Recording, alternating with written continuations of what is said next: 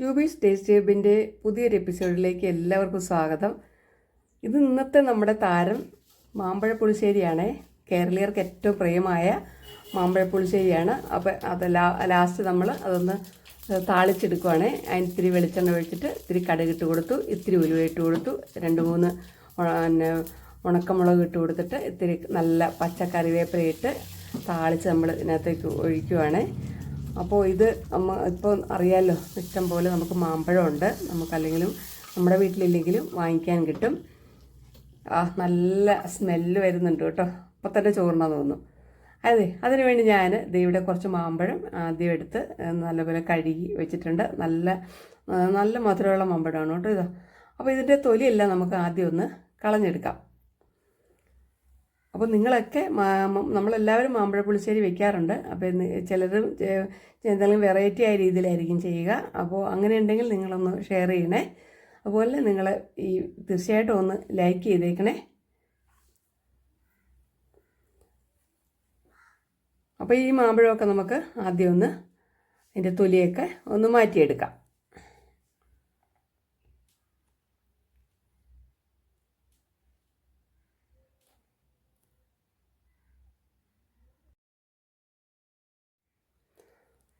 അപ്പോൾ ദാ മാങ്ങയുടെ എല്ലാം തൊലിയൊക്കെ കളഞ്ഞ് നമ്മളൊരു പ്ലേറ്റിലേക്ക് വെച്ചിട്ടുണ്ട്. ഇനിയിപ്പോൾ നമുക്ക് ഇതെങ്ങനെയാണ് കറി വയ്ക്കുന്നത് ഒന്ന് കണ്ടിട്ട് വരാം. കണ്ടോ, നല്ല ചുവന്ന കളറുള്ള മാമ്പഴമാണ് കേട്ടോ.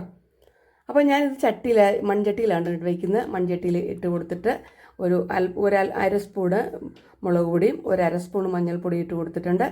ഇനി അല്പം ഉപ്പും കൂടി 1/2 സ്പൂൺ ഉപ്പും കൂടി ഇട്ട് കൊടുത്തിട്ട് നമുക്കിത് കുറച്ച് വെള്ളം ഒഴിച്ച് ഇത് ശർക്കരയാണ് കേട്ടോ ചേർക്കുന്നത്. ചിലർ പഞ്ചസാര ചേർക്കും. ഞാൻ ശർക്കരയുടെ 1 സ്പൂണ് ശർക്കര പൊടിയാണ് ചേർത്ത് കൊടുക്കുന്നത്. 1 കപ്പ് വെള്ളം ഒഴിച്ചിട്ട് ഇത് നന്നായിട്ട് വേകണം കേട്ടോ. അതായത് മാമ്പഴം നന്നായിട്ട് വേകുമ്പോഴേ ഉള്ളൂ നല്ല ടേസ്റ്റ് വരുള്ളൂ. മാമ്പഴമാണെന്ന് വിചാരിച്ച് നമ്മൾ വേവില്ല എന്ന് വിചാരിക്കും. എനിക്ക് തോന്നുന്നൊരു 10 മിനിറ്റോളം ഒരു മീഡിയം തീയിൽ കിടന്നത് വെന്ത് കഴിയുന്നതാണ് നല്ലത്. അപ്പോൾ അത് അടുപ്പത്തേക്ക് നമ്മൾ വെച്ച് കൊടുത്തിട്ടുണ്ട്. മാമ്പഴം അവിടെ ഇരുന്ന് വേകട്ടെ. അപ്പോൾ നമുക്ക് അപ്പോൾ ഇത്തിരി കറിവേപ്പില ഞാൻ ഇട്ട് കൊടുത്തിട്ടില്ലായിരുന്നു കേട്ടോ. ഇത്തിരി കറിവേപ്പില ഇട്ട് കൊടുക്കണേ. ഇനി നമുക്കത് അരപ്പ് തയ്യാറാക്കാൻ എന്തൊക്കെയാണ്, ഇനി നമുക്ക് അരപ്പൊക്കെ തയ്യാറാക്കിയെടുക്കാം. അതിന് വേണ്ടി ഞാനൊരു 2 പിടി തേങ്ങ എടുത്താൽ മതി. തേങ്ങ എടുത്തിട്ടുണ്ട്. മിക്സിയുടെ ജാറിലേക്ക് ഇട്ട് കൊടുക്കാം. ഇനി നമുക്ക് ഇതിനകത്ത് പ്രധാനമായിട്ട് വേണ്ടത് ചെറിയ ജീരകമാണ്, ക്യുമിൻ. അത് 1/2 സ്പൂണ് ചേർത്ത് കൊടുക്കാം കേട്ടോ. ഇനി നമുക്കിതിനകത്തേക്ക് 3-4 കുരുമുളക് ഞാൻ ഇട്ട് കൊടുക്കുന്നുണ്ട് കേട്ടോ. പച്ചക്കുരുമുളക്. അത് നല്ലൊരു ടേസ്റ്റ് ആണ് കേട്ടോ ഈ കറിക്ക്. എല്ലാവരും ഒന്നും ചേർക്കാറില്ല. നിങ്ങളിനി ഉണ്ടാക്കുമ്പോൾ ഒന്ന് ചേർത്ത് നോക്കണേ. പിന്നെ 2 പച്ചമുളക് ഞാൻ ഇട്ട് കൊടുക്കുന്നുണ്ട്. ഇതിൽ നമ്മൾ ഉള്ളിയൊന്നും ചേർക്കുന്നില്ല കേട്ടോ. ഇത് നമുക്ക് നന്നായിട്ടൊന്ന് അരച്ചു കൊണ്ടുവരാം.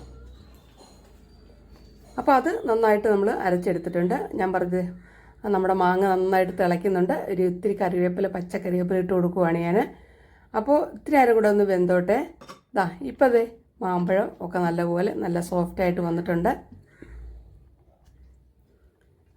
ഇനി നമുക്ക് ഇതിനകത്തേക്ക് അരച്ച് വെച്ച അരപ്പില്ലേ, തേങ്ങയും ജീരകവും കൂടി ചേർത്ത് അതൊന്ന് ചേർത്ത് കൊടുക്കാം. ഒത്തിരി വെള്ളം ചേർത്ത് കൊടുക്കരുത് കേട്ടോ. നമുക്ക് ഇതിനകത്തിന് മോര് ചേർക്കേണ്ടതാണ്. മോരോ തൈരോ എന്താണോ നിങ്ങളുടെ കയ്യിലുള്ളൂ അത് തൈരാണെങ്കിൽ ഉടച്ച് ചേർക്കണം. അപ്പോൾ നമ്മളൊരു കുറച്ച് മിക്സിയുടെ ജാറും കൂടെ കഴുകിയിട്ട് ഇത്തിരി കൂടെ വെള്ളം ഒഴിച്ച് കൊടുക്കുന്നുണ്ട്. അപ്പോൾ ഈ അരപ്പൊന്ന് നന്നായിട്ട് ഒന്ന് തിളച്ച് വരണം. കാരണം നമ്മൾ ആ പച്ചമുളകിൻ്റെയും ജീരകത്തിൻ്റെയൊക്കെ പച്ചച്ചുവയൊന്ന് മാറണമല്ലോ. അപ്പോൾ നമുക്ക് ഒന്നും കൂടെ ഒന്ന് മൂടി വെച്ചിട്ട് ഒന്ന് തിളപ്പിക്കാം. അപ്പോഴത്തേക്കും നമ്മുടെ തൈര് നമുക്കൊന്ന് കട്ട ഉടച്ച് എടുക്കാം. തൈര് മോര് എന്തായാലും കുഴപ്പമില്ല. ഇതാണ് ഞാൻ തൈര് കട്ട ഒടിച്ച് വെച്ചത്. അത് ചേർത്ത് കൊടുക്കുവാണേ. ഇനി നമുക്ക് ഈ കറി തിളയ്ക്കേണ്ട ആവശ്യമില്ല കേട്ടോ. ഇതൊന്ന് ജസ്റ്റ് ഒന്ന് നന്നായിട്ടൊന്ന് ചൂടായി വന്നാൽ മതി. അല്ലെങ്കിൽ ചിലപ്പോൾ പിരിഞ്ഞു പോകും കേട്ടോ ഈ മോര്. അപ്പോൾ ഇനി ഉപ്പുണ്ടോ നോക്കുക. വേണമെങ്കിൽ ഇത്തിരി ഉപ്പ് ചേർത്ത് കൊടുക്കണം. നല്ല ടേസ്റ്റ് ഉണ്ട് ഇപ്പം തന്നെ. അപ്പോൾ ഈ വീഡിയോ ഇഷ്ടമായെങ്കിൽ ലൈക്ക് ചെയ്യണേ. അതുപോലെ മറ്റുള്ളവർക്ക് ഷെയർ ചെയ്ത് കൊടുക്കണേ. എൻ്റെ ചാനൽ ആദ്യമായിട്ട് കാണുന്നവരാണെങ്കിൽ ഒന്ന് സബ്സ്ക്രൈബ് ചെയ്ത് സപ്പോർട്ട് ചെയ്യണം. അപ്പോൾ ആ ബെല്ലൈക്കണും കൂടി എനേബിൾ ചെയ്ത് ഓളെന്ന ഓപ്ഷൻ സെലക്ട് ചെയ്യണേ. അപ്പോൾ നല്ല നല്ല മാങ്ങാക്കറി, നല്ല മാമ്പഴ പുളിശ്ശേരിയാണ്. നല്ല ചോറിൻ്റെ കൂടെ ഇനി ഇതൊന്ന് ഒഴിച്ച് കഴിച്ചാൽ മതി. ഒരു കറിയില്ലെങ്കിലും നമുക്കിത് കഴിക്കാൻ പറ്റും. ഇത് 2 ദിവസമൊക്കെ കേടാവാതിരിക്കും കേട്ടോ, കാരണം നമ്മൾ ഉള്ളിയൊന്നും അരച്ചിട്ടില്ല. അപ്പോൾ അടുത്ത നല്ലൊരു വീഡിയോയിൽ കാണുന്നവരെ എല്ലാവർക്കും good bye. Thanks for watching.